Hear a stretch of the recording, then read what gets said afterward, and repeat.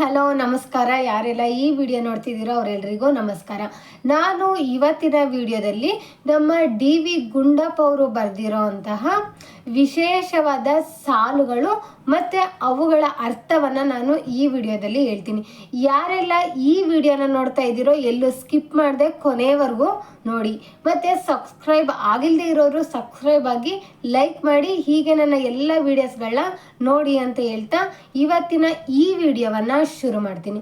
ಹಾಗಾದರೆ ನಮ್ಮ ಡಿ.ವಿ.ಜಿ ಅವರು ಹೇಳಿರೋಂಥ ಆ ಸಾಲುಗಳು ಯಾವುವು ಅಂತೇಳಿ ನೋಡೋಣ.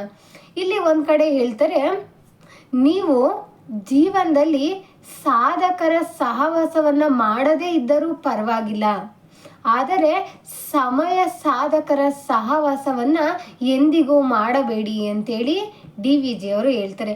ಹಾಗಾದರೆ ಈ ಸಾಲುಗಳ ಅರ್ಥ ಏನು ಅಂತ ನೋಡೋಣ. ನಾವು ಜೀವನದಲ್ಲಿ ಸಾಧನೆ ಮಾಡಿರುವಂಥ ವ್ಯಕ್ತಿಗಳ ಸಹವಾಸವನ್ನು ಮಾಡೋಕ್ಕೆ ಆಗದೇ ಇದ್ರೂ ಪರವಾಗಿಲ್ಲ, ನಾವು ಹಾಗೆ ಒಂಟಿಯಾಗಿ ಉಳ್ಕೊಂಡ್ರೂ ಪರವಾಗಿಲ್ಲ, ಆದರೆ ಸಮಯ ನೋಡಿ ಸಾಧನೆಯನ್ನು ಮಾಡೋವಂಥನ್ನ ನಾವು ಅವ್ರ ಸಹವಾಸವನ್ನು ಮಾಡಬಾರ್ದು. ಯಾಕೆ ಅಂತಂದರೆ, ಈಗ ನೋಡಿ, ಯಾರೋ ಒಬ್ಬ ವ್ಯಕ್ತಿ ಏನೋ ಒಂದು ಸಾಧನೆಯನ್ನು ಮಾಡಿದ್ದಾನೆ ಅಂತಂದರೆ ಆತನಿಗೆ ಆ ಸಾಧನೆ ಅನ್ನೋದು ಸುಲಭವಾಗಿ ಸಿಕ್ಕಿರೋದಿಲ್ಲ. ಆತ ಸಾಕಷ್ಟು ಏಳು ಬೀಳುಗಳನ್ನು ನೋಡಿರ್ತಾನೆ, ಸಾಕಷ್ಟು ನೋವು ನಲಿವು ಎಷ್ಟೋ ಕಷ್ಟಗಳನ್ನೆಲ್ಲ ದಾಟಿ ಕೊನೆಗೆ ಸಾಧನೆಯ ಹಂತಕ್ಕೆ ಬಂದು ಆತ ಏನೋ ಒಂದು ಸಾಧನೆಯನ್ನು ಮಾಡಿ ಒಂದು ಉನ್ನತ ಸ್ಥಾನದಲ್ಲಿ ನಿಂತಿರ್ತಾನೆ. ಆತನಿಗೆ ಗೊತ್ತು ಯಾವುದು ಸರಿ ಯಾವುದು ತಪ್ಪು, ಎಲ್ಲಿ ತಪ್ಪುಗಳಾಯಿತು, ಆ ತಪ್ಪುಗಳನ್ನು ಹೇಗೆ ಸರಿಪಡಿಸ್ಕೊಳ್ಳೋದು ಅಂಥೇಳಿ ಆತನಿಗೆ ಎಲ್ಲನೂ ಗೊತ್ತಿರುತ್ತೆ. ಯಾಕಂದರೆ ಆತ ಎಲ್ಲವನ್ನು ಎದುರಿಸಿ ಬಂದಿರ್ತಾನಲ್ಲ, ಅದರಿಂದ ಆತನಿಗೆ ಗೊತ್ತಿರುತ್ತೆ. ಜೀವನದಲ್ಲಿ ಯಾರೇ ಆಗಿರಲಿ, ಅವರು ಕಷ್ಟಗಳನ್ನು ಅನುಭವಿಸಿ ಒಂದು ಉನ್ನತ ಸ್ಥಾನದಲ್ಲಿ ನಿಂತಿದ್ದಾರೆ ಅಂದರೆ ಅವ್ರು ಯಾವತ್ತೂ ಬೇರೆಯವರಿಗೆ ಕೆಟ್ಟದ್ದನ್ನು ಬಯಸಲ್ಲ, ಬೇರೆಯವ್ರಿಗೆ ಕಷ್ಟ ಬರಲಿ ಅಂತೇಳಿ ಬಯಸಲ್ಲ.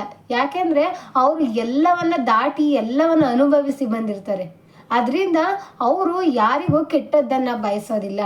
ಅದಕ್ಕೆ ಸಾಧನೆ ಮಾಡಿರೋಂಥ ವ್ಯಕ್ತಿಗಳ ಸಹವಾಸವನ್ನು ನಾವು ಮಾಡಿದರೆ ಅವರಿಂದ ನಾವು ಒಂದಷ್ಟು ಕಲಿತೀವಿ, ನಾವು ಒಂದು ಒಳ್ಳೆಯ ಸ್ಥಾನದಲ್ಲಿ ನಿಲ್ಲುವಂಥ ಪ್ರಯತ್ನವನ್ನು ಮಾಡ್ತೀವಿ. ನಮ್ಮ ಪ್ರಯತ್ನಕ್ಕೆ ನಾವೇನು ಮಾಡಬೇಕು ಅಂತ ಹೊರಟಿರೋ ಕೆಲಸಕ್ಕೆ ಅವರಿಂದ ನಮಗೆ ಸಹಾಯನೂ ಸಿಗುತ್ತೆ. ಮತ್ತು ಅವರಲ್ಲಾಗಿರೋಂಥ ತಪ್ಪುಗಳನ್ನು ನಾವು ಮಾಡದೇ ಇರೋ ಥರ ನಮ್ಮ ಕೆಲಸದಲ್ಲಿ ನಾವು ಮುಂದುವರಿಬೋದು. ಹೀಗೆ ಸಾಧಕರ ಸಹವಾಸವನ್ನು ಮಾಡಿದರೆ ನಾವು ಕೂಡ ಆ ಸಾಧನೆಯ ಹಾದಿಲಿ ನಡಿಬೋದು. ಒಂದು ವೇಳೆ ನಾವೇನಾದರೂ ಇಂಥವ್ರ ಸಹವಾಸ ಮಾಡೋಕ್ಕಾಗಲಿಲ್ಲಪ್ಪ ಅಂತಂದರೆ ಪರವಾಗಿಲ್ಲ, ನಾವು ನಾವಾಗೆ ಉಳ್ಕೊಬಿಡೋಣ, ನಾವು ಒಂಟಿಯಾಗಿ ಇದ್ಬಿಡೋಣ.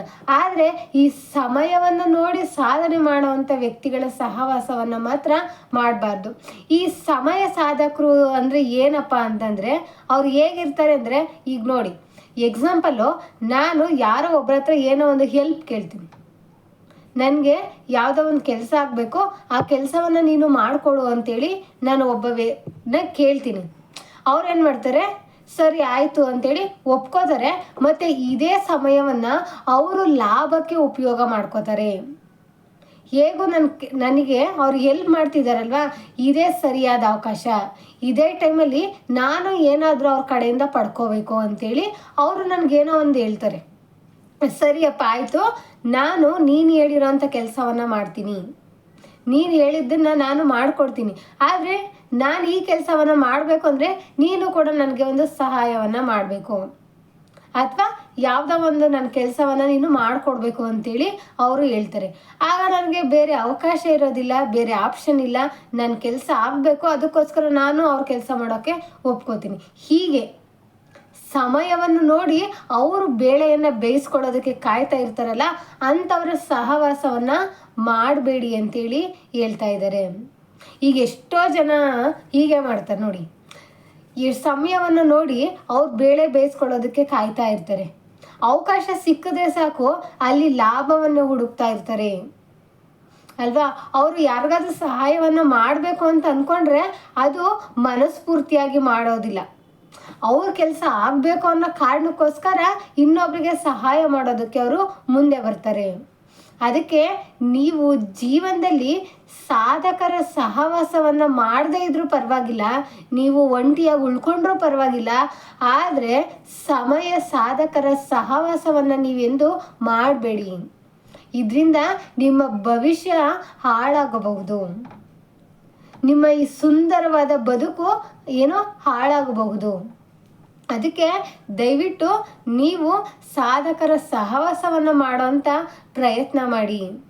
ಒಂದು ಪಕ್ಷ ಆಗಲಿಲ್ಲ ಅಂದರೆ ಪರವಾಗಿಲ್ಲ, ಆದರೆ ಸಮಯ ನೋಡಿ ಸಾಧನೆಯನ್ನು ಮಾಡೋವಂಥ ವ್ಯಕ್ತಿಗಳ ಸಹವಾಸವನ್ನು ಎಂದಿಗೂ ನೀವು ಮಾಡಬೇಡಿ ಅಂತೇಳಿ ನಮ್ಮ DV ಗುಂಡಪ್ಪ ಅವರು ಇಲ್ಲಿ ಹೇಳ್ತಿದ್ದಾರೆ. ಇಷ್ಟು ಈ ವಿಡಿಯೋ ನಿಮ್ಮೆಲ್ಲರಿಗೂ ಇಷ್ಟ ಆಗಿದೆ ಮತ್ತು ಅರ್ಥ ಆಗಿದೆ ಅಂತ ನಾನು ಅನ್ಕೋತೀನಿ. ಹೀಗೆ ಮತ್ತಷ್ಟು ವಿಶೇಷವಾದಂಥ ಸಾಲುಗಳು ಅಥವಾ ವಿಷಯದ ಜೊತೆ ನಾನು ಮತ್ತಷ್ಟು ವಿಡಿಯೋಗಳನ್ನ ಮಾಡ್ತೀನಿ. ಹೀಗೆ ನನ್ನ ಎಲ್ಲ ವಿಡಿಯೋಸ್ಗಳನ್ನ ನೋಡೋದ್ರ ಮೂಲಕ ನನಗೆ ಸಪೋರ್ಟ್ ಮಾಡಿ ಅಂತ ಕೇಳ್ಕೊತೀನಿ. ಎಲ್ರಿಗೂ ಧನ್ಯವಾದಗಳು. ಜೈ ಹಿಂದ್, ಜೈ ಕರ್ನಾಟಕ ಮಾತೆ.